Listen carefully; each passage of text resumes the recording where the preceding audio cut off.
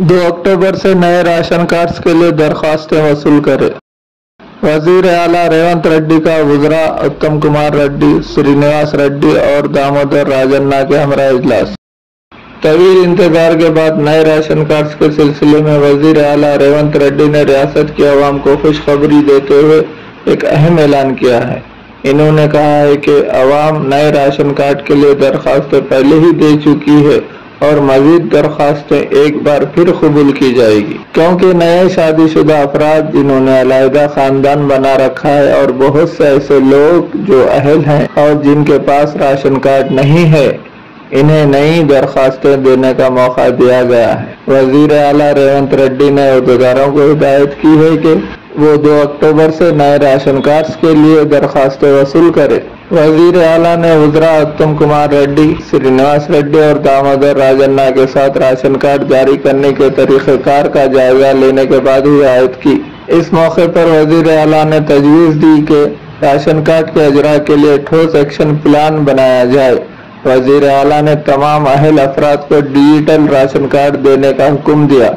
वजीर आला ने कहा कि राशन कार्ड और डिजिटल कार्ड के तरीक़ेकार का एक बार फिर जायजा लिया जाए। इस इजलास में राशन कार्ड से मुताल्लिक़ तमाम मसाइल जैसे अहल अफराद के इंतखाब और हेल्थ कार्ड जारी करने पर तबादला ख्याल किया गया। चूँकि तमाम सरकारी स्कीमों के लिए राशन कार्ड को मेयारी बनाया गया है, लोग बड़े पैमाने पर नए राशन कार्ड का इंतजार कर रहे हैं। नए फौजदारी क़वानीन से बाखबर रहने की ज़रूरत है। महकमे पुलिस अहदेदारों और प्रिंट व इलेक्ट्रॉनिक मीडिया से वाबस्ता साफियों से निजामाबाद पुलिस कमिश्नर कमलेश्वर का खिताब। निजामाबाद पुलिस कमिश्नर कमलेश्वर ने Bhoom Reddy convention function hall में प्रिंट व इलेक्ट्रॉनिक मीडिया से वाबस्ता साफियों और महकमे पुलिस के अहदेदारों के लिए जदीद निफाजुल अमल क्रिमिनल क़वानीन से मुताल्लिक़ शऊर बेदारी सेमिनार को मुखातिब करते हुए कहा कि समाजी मसाइल और आपसी रसामंदी से मसाइल की यकसई के लिए हाई कोर्ट की जानिब से निजामाबाद में पहली मरतबा डिस्ट्रिक्ट लीगल सर्विस अथॉरिटी के जरिए कम्युनिटी मेडिटेशन सेंटर का क़याम अमल में लाया गया है, जिसमें मुख्तलिफ समाज से ताल्लुक़ रखने वाले हजरात को शामिल करते हुए मसाइल को हल किया जा सकता है।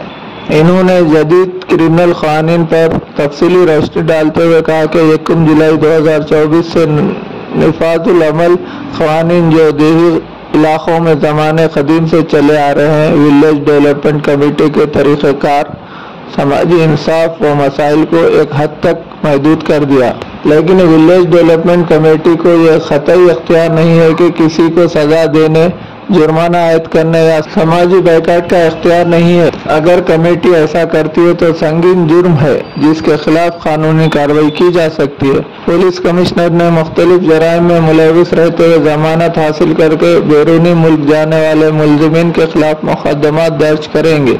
इसके अलावा लकी ड्रा स्कीम के तहत ऐलानात का झांसा देने वालों के खिलाफ पुलिस की जानिब से कार्रवाई करते हुए इनकी जायदादें और इनसे मुंसलिक खानदान के किसी भी फर्द के नाम पर हो जब्त कर लिया जाएगा। खबलाजी deputy commissioner of police Koteshwar Rao ने जदीद क्रिमिनल क़वानीन के तहत डिजिटल गल्फ एजेंट्स के झांसे में न आने और लाइसेंस याफ्ता ट्रैवल से ही राब्ता करने की तरगीब दी, क्योंकि लाइसेंस याफ्ता ट्रैवल्स का सिक्योरिटी डिपॉजिट 30 लाख रुपये होता है।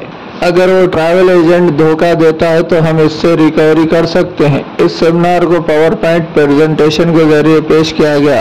इस मौके पर additional DCP Nizamabad AR, special branch traffic, cyber crime CI Nizamabad, Armoor, Bodhan अहदेदारों के अलावा प्रिंट और इलेक्ट्रॉनिक मीडिया से वाबस्ता साफियों ने शिरकत की। ये स्टार्ट किया है जस्ट टेस्ट करने के लिए कम्युनिटी मीडिएशन सेंटर। इसमें अभी हमारे डिस्ट्रिक्ट में से कुछ 100 लोग हैं, सारे कम्युनिटी के सारे कास्ट के लीडर्स को बुला के उनका ग्रुप्स बना के, ऐसे कोई भी पिटिशन आया, पुलिस के पास आया या फिर कोर्ट में आया, तो ऐसे पिटिशंस को हम कम्युनिटी मीडिएशन सेंटर, ये डिस्ट्रिक्ट लीगल सर्विस अथॉरिटी करके हैं, डिस्ट्रिक्ट लीगल सर्विस अथॉरिटी के अंदर ये कम्युनिटी मीडिएशन सेंटर्स को स्टार्ट किया गया। उधर हम लोग ये पिटिशन को फॉरवर्ड कर रहे हैं, जहाँ पे वो लोग बैठ के, बुजुर्ग लोग जो है बैठ के उनको समझा के काउंसलिंग करके वो मसले को सुलझाते हैं। सर इसमें कोर्ट से लीगल वालेटर बल्कि आईडी कार्ड दो लीगल वालेटर इसमें क्या बाद में मिसयूज करने वालों को मिल जाता है समाज का जो मतलब उन्हें कुछ जरूरत है मकान बनाने जा रहा था।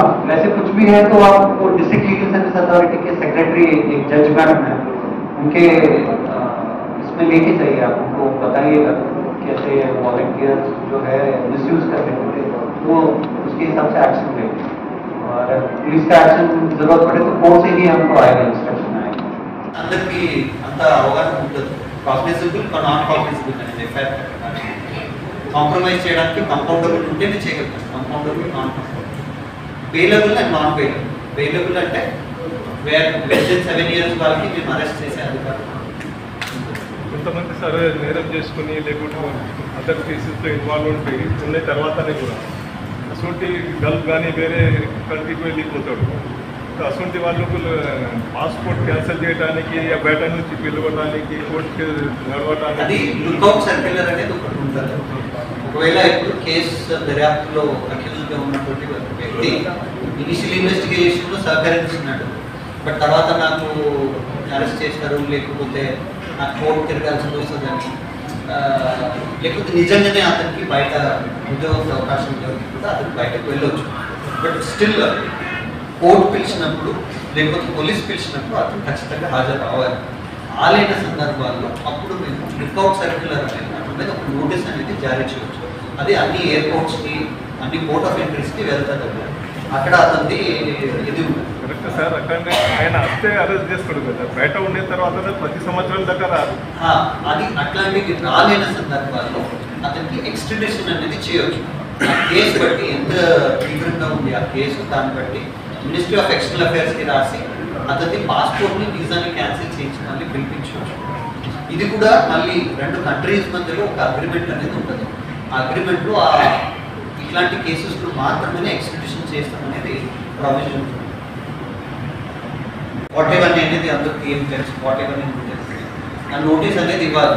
ఆ నోటీస్లో నేను కండిషన్స్ని మెన్షన్ చేయాలి. అతనికి పోలీస్ ఇన్వెస్టిగేషన్లో సహకరించడానికి హాజరైన అవన్నీ చెప్పాలి లేకపోతే అతని దగ్గర ఉన్నటువంటి ఏదైనా డాక్యుమెంట్స్ని ఎవిడెన్సెస్ని ఏదైనా నాకు ప్రొడ్యూస్ చేయమని చెప్పాలి. ఇట్లాంటిది ఏదైనా నేను కండిషన్స్ పెట్టి అతనికి ఒక కంప్లైన్స్ మాకు అది చేయమన్నట్టు నేను చెప్పినాను. అతను చేయలేని సందర్భాల్లో మళ్ళీ నేను కోర్టుకి ఇతను మేము ఇచ్చినటువంటి నోటీస్ని ఇతను పాటించట్లేదు ఇన్వెస్టిగేషన్లో మాకు సహకరించట్లేదని నేను కోర్టు దృష్టికి తీసుకుపోయి కోర్టు నుంచి పర్మిషన్ తీసుకున్నాకనే నేను అరెస్ట్ చేయగలుగుతాను. చిన్న 324 చిన్న కొట్లాట ఏం చేసుకుని వస్తారు దెబ్బ తగిలి ఉంటుంది రక్తగాయం ఉంటుంది అది బట్ అది సింపుల్ ఇంజురీ ఉంటుంది. చూడడానికి రక్తము అన్ని కారినప్పుడు పెద్దగా షర్ట్ మీద కారు ఉంటుంది అన్ని చూడడానికి ఘోరంగా కనిపిస్తుంది అది బట్ గాయం అనేది చిన్న గాయం ఉంటుంది సింపుల్ ఇంజురీ ఉంటుంది. చూసే వాళ్ళందరూ ఫోటో చూసి వాళ్ళు అరే బాగా కొట్టినారు బాగా రక్తకారం ఉంది అని అంటారు. డాక్టర్ దగ్గరికి పోతే సింపుల్ ఇంజురీ ఉంటుంది దాంట్లో అరెస్ట్ చేసే అధికారం మనకు ఉంటుంది. బట్ జనరల్ సిటిజన్స్ ఎక్స్పెక్టేషన్ ఏముంటుంది అరే అరెస్ట్ చేయాలి అంత కొట్టినారు అంత రక్తకారింది అరెస్ట్ చేయాలి జైలు పంపాలనేది ఉంటుంది. బట్ చట్టంలో మనకి అది ప్రొవిజన్ లేదు.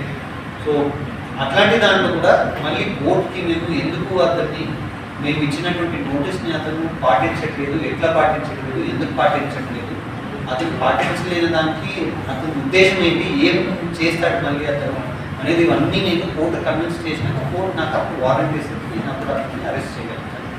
ఇప్పుడు కొత్త చట్ట ప్రకారం మళ్ళీ 3 years కింద తక్కువ పనిష్మెంట్లో ఫస్ట్ అతన్ని 3 years కింద తక్కువ పనిష్మెంట్లో డిఎస్పీ పర్మిషన్ కూడా ఉండాలి. అది కూడా ఒకటి అడిషనల్ పర్మిషన్ యాడ్ చేసి ఇది ఒకటి జనరల్గా అరెస్ట్ రిలేటెడ్ ఒక కన్ఫ్యూషన్ ఉంటుంది. మీరు అన్నట్లు ఏ కేసు అయినా ఎఫ్ఐఆర్ అయినటువంటి ఏ కేసు అయినా 7 years కింద ఎక్కువ పనిష్మెంట్ ఉన్న దాంట్లో మాత్రమే మేము అరెస్ట్ చేసే అధికారం. మళ్ళీ అది అరెస్ట్ చేయడానికి బలమైన కారణం ఉండాలి.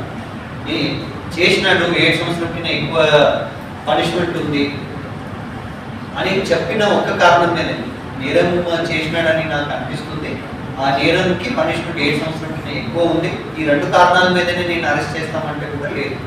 అతను ఎందుకు అరెస్ట్ చేయాలి నేను అతను ఏంటి ఏదైనా ఎవిడెన్స్ని అతను ట్యాంపర్ చేయవచ్చు లేకపోతే పారిపోవచ్చు విట్నెసెస్ని బెదిరించవచ్చు కంప్లైంట్ని బెదిరించవచ్చు ఇట్లాంటివి రకరకాల కారణాలని నేను కోర్టుకి చెప్పాలి కన్విన్స్ చేసినాకనే వాళ్ళు అరెస్ట్ చేస్తారు. ఇది 7 సంవత్సరం కింద ఎక్కువ పనిష్మెంట్ ఉంటుంది. 7 సంవత్సరం కింద తక్కువ ఉన్న దాంట్లో అయితే అరెస్ట్ చేసే అధికారం లేదు. అది కూడా ఎప్పుడు అరెస్ట్ చేయాలంటే అరెస్ట్ చేసే అధికారం లేదు. వాళ్ళకి చేస్తున్న సోషల్ బైకాట్ ఇచ్చిపూర్వకంగా చేయట్లేదు, వాళ్ళు భయంలో మళ్ళీ వీళ్ళకి బైకాట్ చేస్తున్నారు. ఇక్కడ మాకు మళ్ళీ బహిష్కరణ అవుతుందంటే భయం. సో ఆ భయంని సృష్టించడం అంత కంట్రోల్ పెట్టుకున్నది ఈడీసీ. అది ఈడీసీ ఇన్స్టిట్యూషన్ అనేది